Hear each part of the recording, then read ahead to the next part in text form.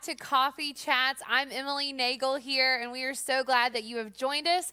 And this week, I have my special guest, Pastor Amy Treboni. Welcome, Amy. I'm so glad you're here. If you are new this week, Coffee Chats is our little talk show segment where we really discuss just about everything. And we also get to know each other, especially the staff here at New Covenant. So we're going to have some fun today. We're going to get to know Amy better. There's a few questions that have been submitted that we're going to go over. And I think you're going to just really help some people out with some of these things. So we're just going to dive right in. Does that sound good? Let's do it. All right. So first of all, how are you? And I want to know, how has it been in this season for you personally and then for your family? So we're doing well. I would say personally, it's been hard just because there's been so much transition and I tend to like routine and consistency. And so I try to be flexible, but it's definitely a struggle in that sense. So I'm just trying to focus on making sure I'm taking care of myself, you know, having quiet time, having rest time, all those important things. Family-wise, it's been interesting too. Yes, because you have a house full of teenagers. Yes. I don't know if everyone knows that. Yes. And so we homeschooled anyway, so school wasn't that big of a transition, but we ended up moving during this time, remodeling a house, moving, and some issues with our daughter medically. And so that was really kind of crazy. And so it's felt like this. The ups whole and time. downs. Yeah. Oh my goodness. Yeah. Well, I know that you just mentioned like family and being together all the time, and you guys are kind of used to that with homeschool, but what is that like? Like, has there been any tension? Have we had to like resolve conflict while we're stuck together? What's that been like? Well, our kids are pretty used to that because we've always homeschooled them, and Herman and I have always worked together at church. So we spend 24 hours a day, 7 days a week together. And that's not normal for most people, most families. So they have learned to deal with it, but we have to constantly remind them, hey, we're together all the time. It's okay to be annoyed at one another. You're going to get annoyed. I mean, my goodness. And just trying to take breaks or saying, hey, I need some alone time. I need to run away, you know, for even a couple hours because it is hard, especially being stuck. Not stuck, but being in home, in the house all the time together and not getting to go any places. So that was probably the hardest, is we would like to go hiking and we'd love activities and creating memories. And we're like, we're in the house for months on end, you know, so that was hard. Yeah. So one thing I want to personally learn more about is about your upbringing, because I don't think a lot of people know like what your family did, where you grew up and what that looked like. So I was born in Fayetteville, North Carolina, at Pope Air Force Base, because my father was in the military for 30 years in the Air Force. So I stayed there till I was about 4. Then we moved to the Philippines. I spent most of my early childhood till I was about 11 in the Philippines, and that was great. I mean, I lived on an island, completely secluded. It was a big culture shock coming back to America at that age. How old were you when you came back to America? I was, I think, 11, right at 11, going into 6th grade and middle school years. I didn't know what a mall was. There was no malls on our island. There was no fast food. We were just really sheltered. I climbed coconut trees and like lived in this kind of sheltered world. And so coming to America was a huge culture shock for me in that sense. And then we moved to Texas, good old San Antonio, and stayed there for a long time. And then I went to college in Missouri. And then after Missouri, I headed to Los Angeles. And so lots of change. So awesome. So with that, and actually, I think I end up asking you this in our lightning round later, but you have experienced so many different places and cultures. And I mean, even living in the United States, it's so different depending on what city or what area you're in. So how has that shaped you as a person? Well, I feel like every child should, or every person should at least visit a third world country. Like living in the Philippines gave me such a different understanding of what poverty really looks like, you know, and different cultures. I grew up all around Filipinos. And so, and actually what was interesting was I had a passionate love for Hispanics at a super young age.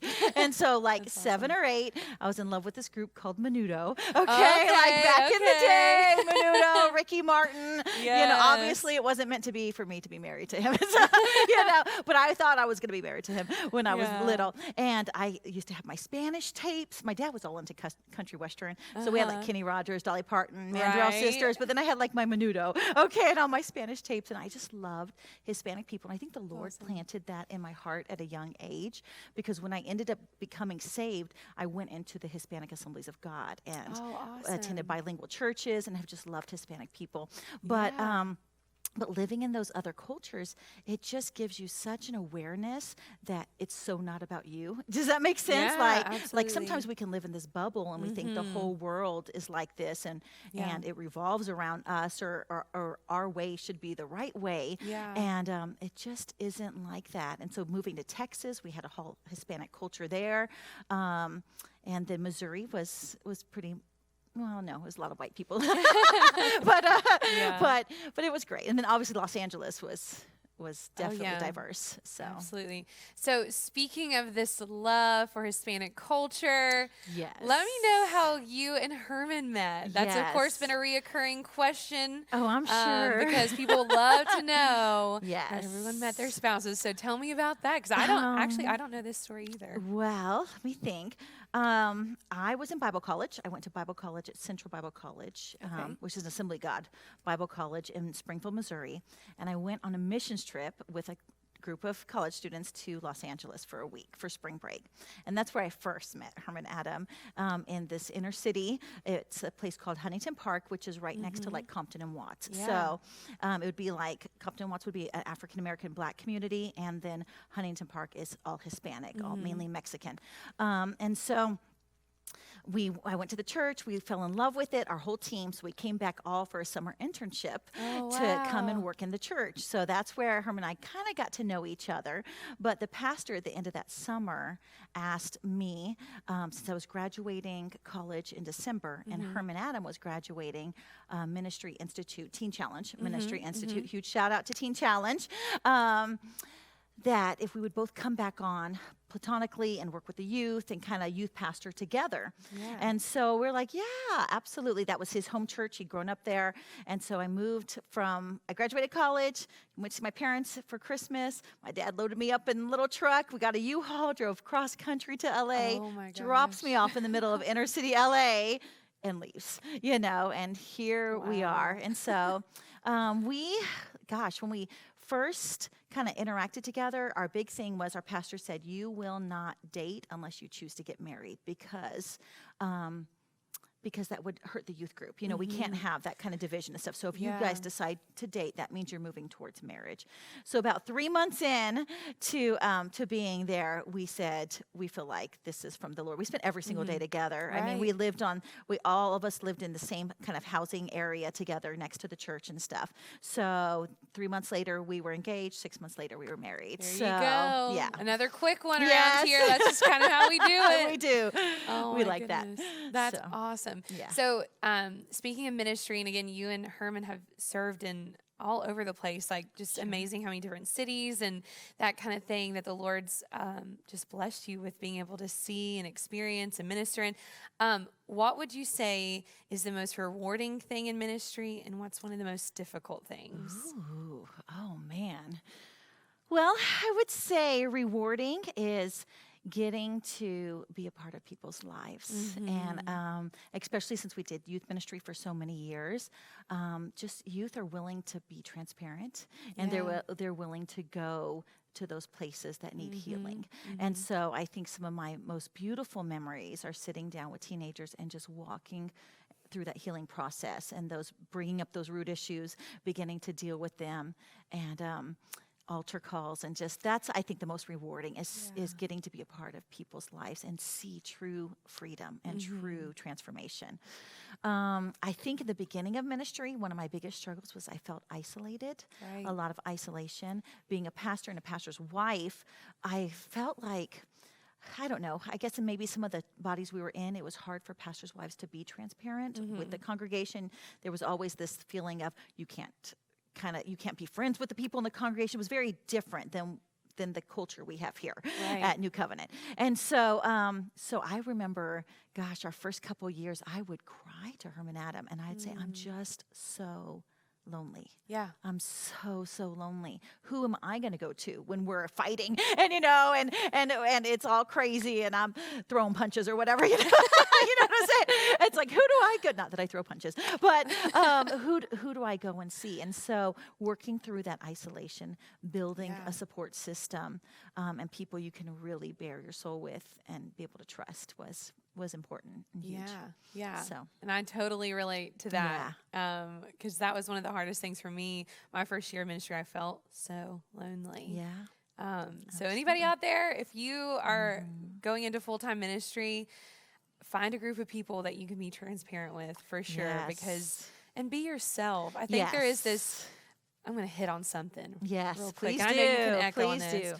And maybe this is a soapbox, but I think, pastors and church leaders are always put up in this place where we have to be like these perfect robots. Yes. And it's exhausting. And so I know if I could look back, and I've only been in full-time ministry 6.5 years, but I'm sure if you could turn around and talk to yourself in your first couple years, it would be to find those people who love you no matter what and don't expect anything out of you, who don't love you for what you can give them or produce for them, but they just love you for you. And it took me a while to grasp that concept because I already have an issue with being highly productive and thinking that's my identity.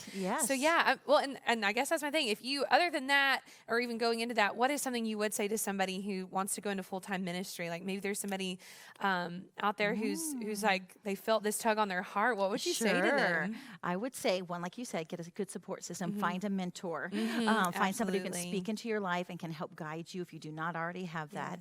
Be willing to be transparent in front of your people. Now I have learned coming from, because in the beginning there was some religious, legalistic kind of cultures that really people are desperate for people who are just transparent and willing to say, this is it. The good, the bad, the ugly, the great, the brilliant. It's me, and I'm not perfect. And you might walk by me and I might be having a bad day and it might not be too pretty. But just really being willing to be who you are, and not putting on a mask or a facade of any nature. And so, for any young ministers out there, that would be so great. And be confident as a woman, as a female pastor, just know that you are called and you're anointed and God has created you for this, and you can shine brilliantly and you don't have to be intimidated or insecure in that at all. I wish I would have known that, I think, in the beginning. So. Absolutely. That's great. So one of the questions that we got in, and this one was asked a little differently, kind of similar to one that Chip talked about, but just how do you handle disappointments? Ooh. Well, sometimes not well. Sometimes it doesn't look pretty. I might be on the floor crying. And I think talking it out is really important. Herman is my sounding board. So when I am disappointed, I'm like, hey, I'll give you a great example. And this is about like our staff. Because, we go through things here all the time. So there was an event that we were supposed to have. And I'm just going to be really transparent. We were supposed to decorate at Christmas time. We were supposed to decorate all together and decorate the Christmas trees and have like this staff outing. Well, in my mind, I had these expectations, of like, we're singing Christmas carols together. We're wrapping the tree because I love to create. Someone is dressed up like Santa Claus. I love to create memories. Well, the day comes, it doesn't go like that. You know what I'm saying? No. It does not go according to plan at all. And I am over here and I'm starting to freak out. I am like genuinely disappointed and upset. I'm crying. And everyone's like, what is this? I'm like, I don't know, but I had this expectation in my mind and I'm disappointed. And then the Holy Spirit's like, this goes to, like, he begins to pull out the root, Does this have to deal with rejection? Are you feeling rejected even though that's not truth right now, And he starts to go deep and I'm like, yes, And so I think just being able to talk very freely about how you're feeling. And I just love the fact that we're surrounded by people that I went to Blake and I went to Herman. I'm like, this is how I'm feeling, and there's no judgment, just lots of grace and mercy and willing to say, hey, this is where I'm at. The Lord's pulling this out of me. It was through this, scenario that I saw it, and we all love each other anyway, even though it didn't go according to my plan of decorating the trees together. So, yeah.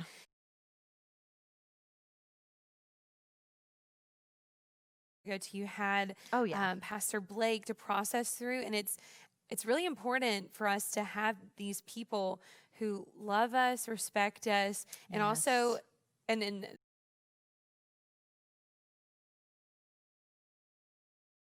nice, because there are some people in our lives who would be like, yes, absolutely, this is the worst, and they'll like feed into disappointment and feed into garbage. Really, I mean, it can begin to like spiral. So someone who will speak truth and say, this is the lie you're hearing, and this is truth. If you can't hear it yourself, absolutely. And usually in those moments we can't. Oh, no, because it's all emotion. Because you want that picturesque moment. So absolutely. Well, thank you for sharing that.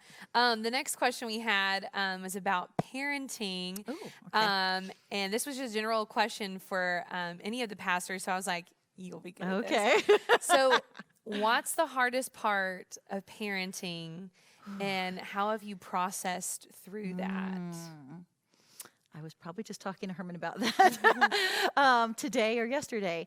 I think having expectations of what you feel like your children should be or what they should look like. That's good. For me, if I could rewind time and go back to my 20s when we started with our oldest, Josiah, because I'm reading a book about childhood trauma and working with children that have gone through trauma. And so because I had unresolved childhood issues in my own life, they were manifesting and showing as I parented my own children. Does that make sense? Wow. Yeah. Fast forward, we know about inner healing now and going to those roots, but I wish I would have had those tools and techniques at that age. So huge plug for parents to make sure you're going through Ultimate Journey and you're dealing with any childhood issues, because I wanted perfect children. Like, I mean, especially Josiah. I wanted perfection. How could he misbehave? How could he not? And I think unrealistic expectations and that desire to control, because I felt out of control in my own childhood. Does that make sense? Yeah. So I was trying to control this area. So I wish I could go, there's always a feeling of if I went back, I would do things maybe a little bit different. So releasing unrealistic expectation, working through your own inner healing, and choosing to parent your children differently and getting around people who are doing it differently. We had great mentors in our life who they were doing things. I'm like, how do you have such a great relationship with your children? How do they come to you with everything? And they would begin to show us, and we'd read books and we'd go to conferences, and just choosing not to parent the way we were parented. If you come out of, just dysfunction, which most of us do because we live in a fallen world. Yes. And so, so that has greatly helped, because now I could say we ran after our children's hearts and we won our kids' hearts. And that was our biggest thing, is learning not to focus as much as outward behavior as to pursuing their hearts and knowing them, like really knowing your kids. I think because I grew up in a home where my parents worked a lot and didn't really know me, know my innermost being, know my likes and dislikes, know where my weaknesses were, my strengths. So I feel like now we know them, and everybody wants to be known. Yes, so absolutely.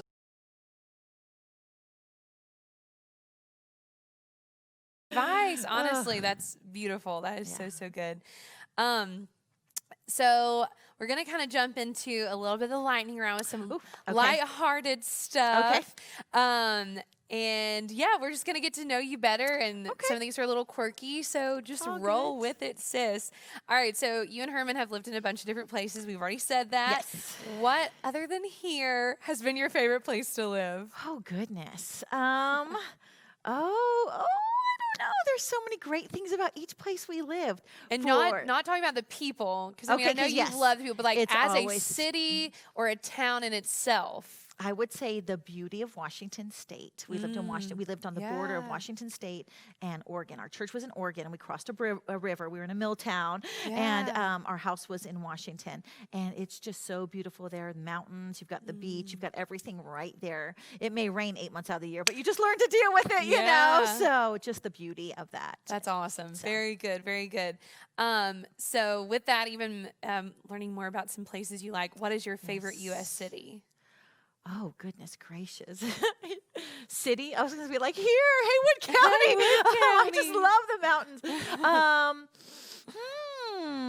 Well, I've been to New York. I've been to, I really don't like big cities just because we've lived Okay. in them. Does that make Yeah, sense? You know? absolutely. So I'm going to go with Asheville. Is that Okay, a city? You know? yeah, I mean, there's so much absolutely. to do in Asheville. You have so Yeah. many different cultures. For You know, sure. Great love the food. arts, love the, oh my gosh, food is so great. You've got all the nature and you've got it all.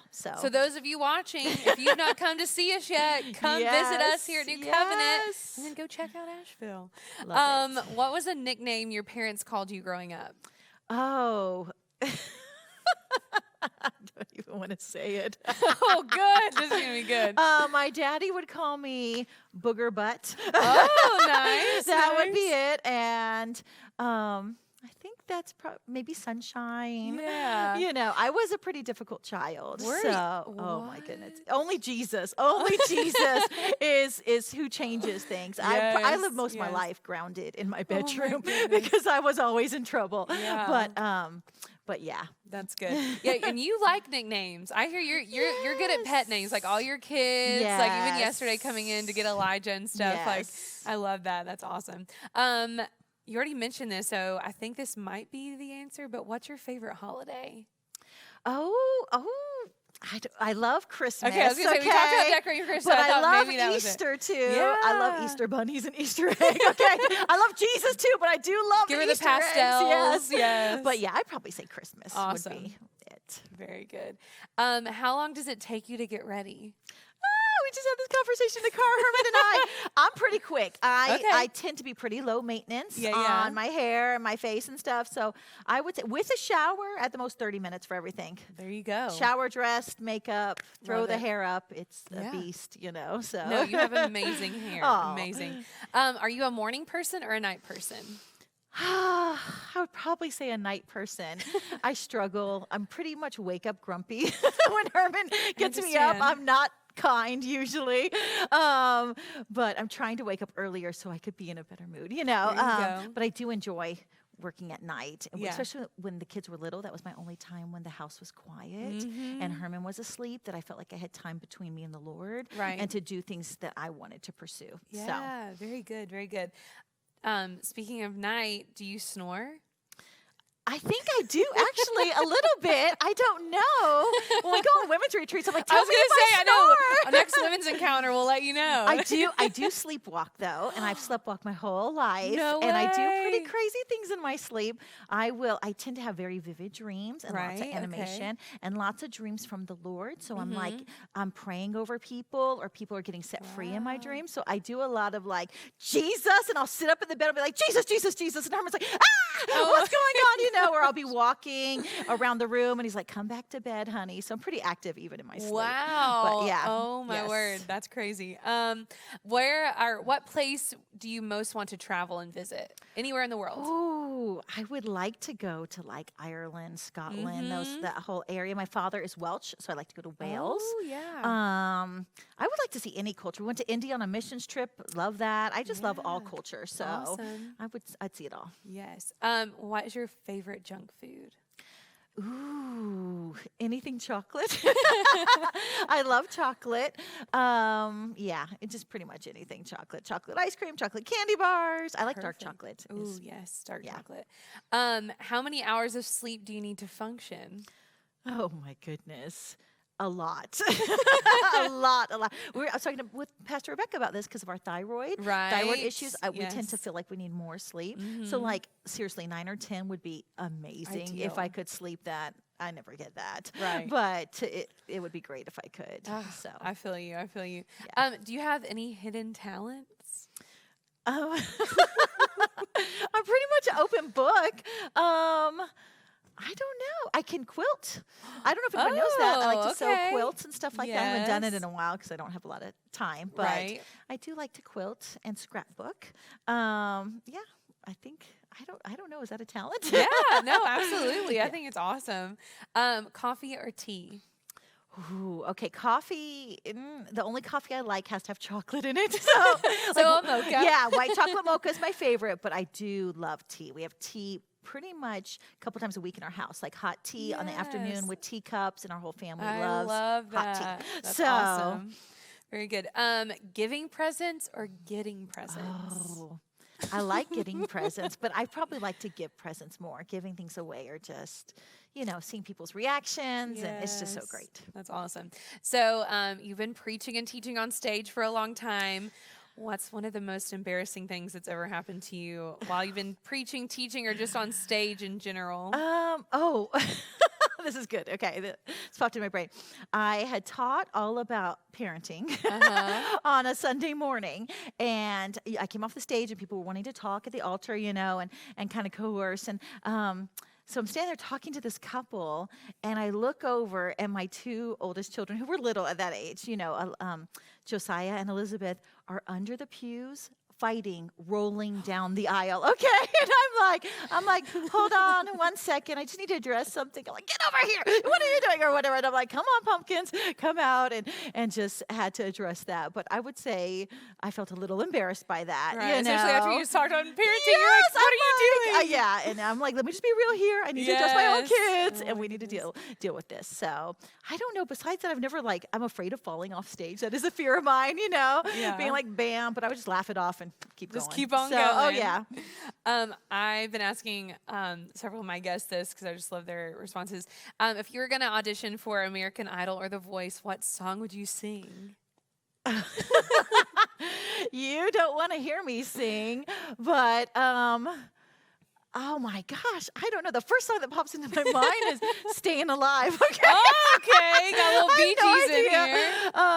I don't know. I love 80s music, so Okay. probably something from like Richard Marx, like Oceans Apart. Oh, Okay. That wouldn't be my, much. yeah, I don't yeah. know anything about music. Herman's a musically talented Right. woman. I can barely keep a beat clapping. I mean, Hey. I'm just not that way. So I don't know what would be in my range. But yeah, something fun There from you go, the something 80s. fun. I like it. I like it. What's your favorite meal to cook for your family? That I cook Yes. and that they like. We eat a lot of Puerto Rican food. So arroz con gandules is like Puerto Rican rice with beans, and we usually have chicken with that and like a salad. So Nice. they like that. That's a staple Yes, nice, in our nice. family. Yeah. What's your middle name? Lynn. Lynn. Amy Lynn. All right. Amy Lynn. I love it. I love it. What's something that you've tried but would never do again? Oh goodness. I don't know. I've been like bungee jumping. I've Uh-huh. been doing a lot of fun things. I like to try new things. What would I never do again? Probably. Here's one. Going Black Friday shopping in Los Angeles. Oh. I probably wouldn't do that again. Yeah, I can't So, imagine. yeah, it was fun. Oh, I'm sure. I'm sure it's more entertaining than like getting deals. Yes. What was your first job? I was a hot dog girl that sold hot dogs outside of like a Lowe's concept, like it's called Okay. Builder Supply Yes. in San Antonio, and I was probably like 14 or 15. I was young, and I sold hot dogs to all the men who came out. I was cute too. There you go. There you go. That's So. awesome. What's the strangest thing you've ever eaten? Gosh, we've eaten lots of crazy things. Snails. Balut is probably one. That's from the Philippines. Okay, I was gonna say, I Balut don't know is what that like a delicacy of an egg that is not completely formed yet, and like a duck egg or a chicken egg, and then you poke a hole in it and you suck out the insides. I know this sounds so gross that I'm saying it out loud, but it is a delicacy in the Philippines, and so Yeah. it's called balut. And so yeah. So is it like a raw egg? Well, It depends if there's any bones or anything that have Oh. formed. So it's different. It's Okay. definitely different. Okay. So yeah, that would probably. My mom used to make us eat chicken liver all the time, and Oof. I hate chicken liver I to this can't. day. I can't do the chicken So livers. yeah, I know. So Oh my goodness. All right. Last but not least, I have to ask this because, there's been a lot of trash talking between the male pastors, especially about basketball. okay. And none of the women have really spoken up. We're just like Sure. boys being boys. But Yes. if Blake, Nick, and Chip played a basketball game, who would win? Oh my goodness. Well, I've seen Blake and Chip play before. I don't know if I've seen Nick play before. But I would say Blake. Okay, I would. okay. I would say Blake. I hope that doesn't hurt anybody else's feelings, but I would. She's trying to be sweet. I'd be like, Yes. I'll tell you who I think. No, Yes. just I kidding. mean, they're all great. Yeah, but yeah. But I mean, Yeah. we gotta I be think Blake honest could here. take them. I Okay, do. all right. You heard that, Blake. Like, Yeah. we got to see this because Yes. all they've been doing since we've started the show is somehow Oh, wingspan, yes. athleticism, and basketball gets brought up. Yes. So now we have an official speaking into it. Yes. So Let's see it. Let's have see it. All right, friends. Well, Amy, thank you so much for joining Aw, me. thank You are you. just so wonderful. We love you. We appreciate you. You work so hard and you love people so well. And it's an honor to serve with you. And it's an honor for you to be on Coffee Chats Aw, today. thank you. I've So had a great time. thank you for joining me. And we love you guys. We will see you next week right here on Coffee Chats. And make sure to be submitting those questions at the link on our Facebook page or in your emails. Bye, guys.